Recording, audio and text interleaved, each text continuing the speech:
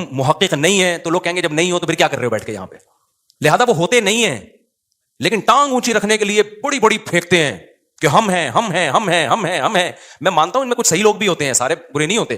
Majority حب جاہ کی مریض ہوتی ہے. میجورٹی کس کی مریض ہوتی ہے؟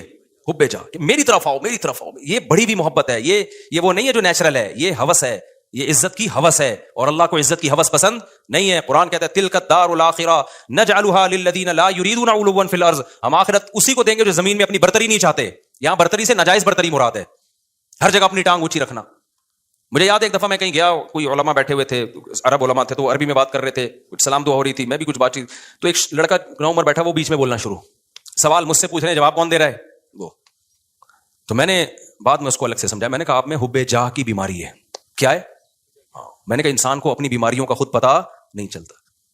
جب سوال مجھ سے پوچھ رہے ہیں اور اس کی وجہ سے میں خاموش کی, کیونکہ میں بھی بولوں گا تو وہ بولیں گے یار ان کو کیا ہے, یہ ادھر بھی بول رہا ہے یہ بھی بول رہا ہے, ان کو تمیز نہیں بات کرنے کی. بولتا تو ایک ہی آدمی ہے نا, ہم تو چپ بیٹھ گئے پھر کہ یار برا امیج جائے گا, اگلا چپ نہیں ہو رہا. حالانکہ وہ جواب صحیح دے رہا تھا. بھائی آپ سے جب پوچھا نہیں ہے تو صحیح اور غلط کی بات ہی نہیں ہے نا, آپ اپنی موجودگی کا کیوں احساس دلا رہے ہو کہ میں بھی ہوں, مجھے بھی آتا ہے. چھوڑ دو, آپ کو پتا ہوگا بتا, جب پوچھیں گے بتا دینا. ہمارے فرمایا کرتے تھے قاری لوگ نا مغرب کی نماز میں قل اللہ احد نہیں پڑھتے. بہت سے قاری کیا کرتے ہیں, مغرب کی نماز میں آپ جو ہے نا سنت قرات کیا ہے, قصار مفصل میں سے پڑھا جائے, اذا زلزلت الارض زلزالہا, یہ جو آخری چھوٹی صورتیں افضل یہ ہے. کبھی کبھار اس کے خلاف بھی ہو. فرماتے تھے قاری لوگ کیا کرتے ہیں, مغرب میں سورہ بقرہ سے سورہ آل عمران سے بتانے کے لیے کہ ہمیں یہاں سے بھی آتا ہے. قاریوں سے بدگمان نہ ہو, ضروری نہیں ان کی یہ نیت. تو حضرت تو تربیت کا عنصر غالب تھا نا, اور قاری لوگ بیٹھتے بھی تھے تربیت کے لیے, حضرت ان کو بتا رہے تھے کہ لیکن یہ بعض دفعہ یہ نیت واقعی ہوتی ہے کہ قل اللہ پڑھ لیں گے تو لوگ بولیں گے قل اللہ تو ہمیں بھی آتی ہے یار, وہ پڑھو. لوگ کہیں باقی بھائی اس کو وہ آتا ہے جو ہمیں نہیں آتا, تو سنت قرات چھوڑ دیتے ہیں اس چکر میں. تو اور جو ہے وہ مجھے یاد ہے ایک دفعہ میرا بیان تھا کہیں نا, ابھی تو میں بہت مشہور ہو گیا, پہلے اتنا مشہور نہیں تھا. میرا بیان تھا, بڑا استقبال ہوا وہیں, تو مجھ سے پہلے ایک اور خطیب صاحب پہنچ گئے.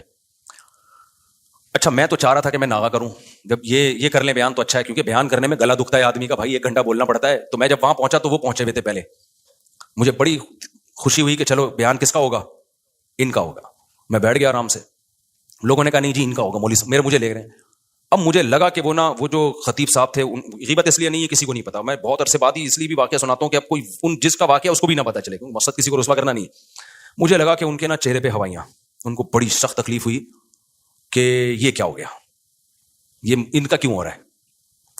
تو مجھے لگا کہ یار آپ دین کی خدمت کے لیے اگر آئے ہو تو اس سے کیا ہوتا ہے کہ میں نے کر لیا یا اچھا. میں تو اس لیے خوش ہو رہا تھا کہ میں واقعی تھکا ہوا تھا, میں چاہ رہا تھا کہ انہی کا ہو, مجھے تو خوشی ہو رہی تھی.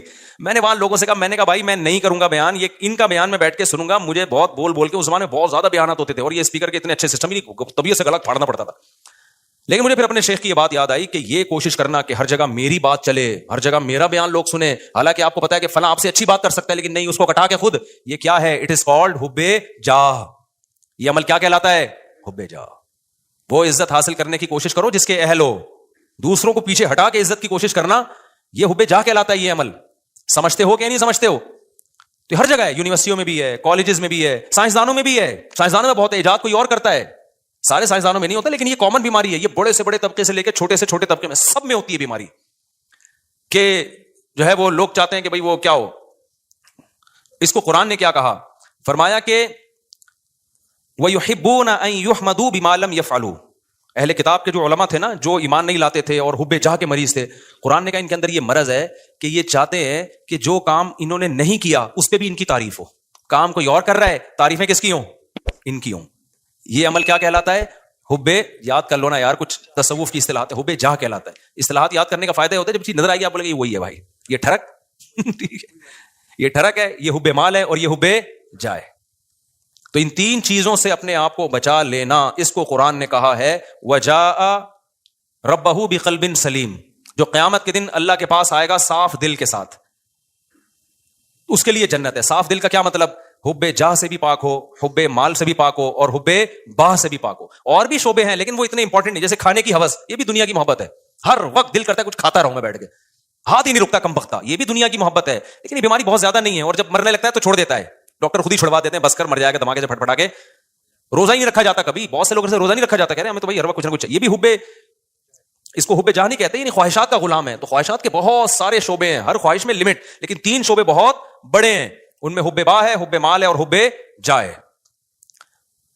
تو یہ جو 3 شعبے ہیں نا بڑے خطر. اور یہ اچھا اب اس میں کیا ہے, سب سے گھٹیا کون سا سی محبت ہے؟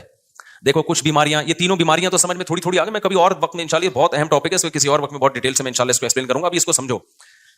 یہ پہلی بات تو یہ ثابت ہے, تینوں کیا ہیں؟ بیماریاں ہیں. یہ تینوں کیا ہیں؟ یہ نارمل ہونے کی علامت نہیں, یہ تینوں فرق ہیں, اور یہ انسان کا سکون سب سے پہلے کیا کرتی ہیں؟ برباد. جن میں یہ تین بیماریاں آ گئی نا, اب حب جہاں آ گئی نا, وہ اسی میں لگا رہے گا میری ٹانگ سب سے اونچی. اور ظاہر ہے نہیں ایسا ہوتا بھائی, آپ کی ساری تمنائیں, پھر ذرا ذرا سی بات پہ غصہ کرتا ہے, تکبر میں جاتا ہے, اوٹ پٹانگ حرکتیں شروع کر دیتا ہے. اب جس میں تکبر ہے, ہر وقت اونچا بننے کا شوق ہے, بیگم نے کوئی بات اس کو کہتی کہ تمہارے اندر یہ عیب ہے. میں نے دیکھا ایسے لوگ, بیگم صحیح کہہ رہی ہوتی ہے, ان کو اس پہ کہ میری انسلٹ کیا ہو گئی, میری یہ کون ہوتی ہے, عورت کون ہوتی ہے مجھے بولنے والی؟ یار تیرے اندر اگر یہ عیب ہے, تیری بیوی نے بتا دیا, تو بول, میں اس پہ کیا کروں گا, غور کروں گا. اچھی بات ہے یار, نہیں بیگم نے کیوں بول دیا؟ اور عورتوں میں بھی ہوتا ہے یہ صحیح, خراب واقعی اس میں خرابی ہے, میاں نے بول دیا کہ بھائی یہ آپ کے اندر خرابی ہے, تو تھوڑا سا غور کر لو, ہو سکتا ہے صحیح کہہ رہا ہوں. نہیں جی, میرے اندر تو کوئی خرابی ہو ہی نہیں سکتی. ہمارے گارڈ نے مجھے بتایا کہ آپ کی قرات میں غلطی ہے. میں نے کہا بھائی کیا غلطی ہے؟ انہوں نے کہا بھائی آپ جو پڑھتے ہیں نا, فجعلہم کعصف مأکول, ماء پہ قلقلہ کر رہے ہیں, ماء پہ جھٹکا نہیں ہے. تو میں نے کہا یار بڑی نوازش, اللہ جزائے خیر دے, میں کتنے عرصے سے مجھے خیال نہیں تھا, مأکول نہیں پڑھا جاتا, یہ ماء جھٹکا نہیں آئے گا اس پہ, تو غلط پڑھ رہا تھا میں, اس نے مجھے بتا دیا. میں نے کہا زندہ بازن. اب جیسی اگر وہ مجھے کہتا استاد جی آپ کی قرات میں نے غلطی آ رہی, میں کہوں ایک دم مجھے ناک سے دھواں اور کان سے دھواں نکلنا شروع ہو جائے, میں بولوں میں نے 3 سال مفتی رشید احمد صاحب کیا امامت کی, حضرت بہت سخت تجوید کے, وہ سخت تھے نا, ذرا سی دائیں بائیں غلطی نہیں کرنے دیتے.